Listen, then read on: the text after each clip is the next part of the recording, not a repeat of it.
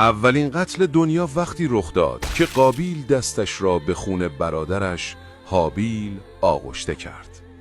هر دو پسران حضرت آدم بودند. آن روزها هر زایمان با یک پسر و یک دختر همراه بود و فرمان خدا این بود: پسر هر خانواده با دختر غیر از قول خودش ازدواج کند.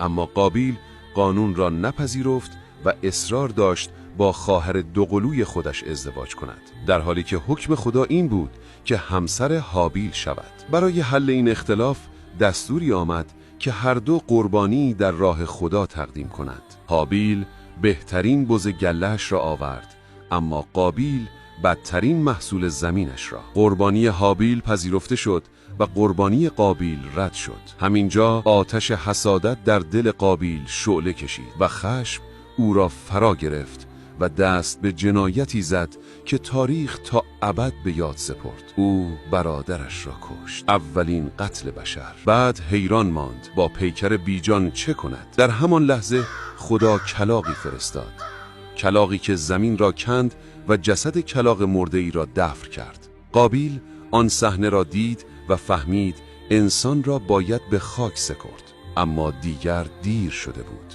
و او اولین قاتل تاریخ نام گرفته بود.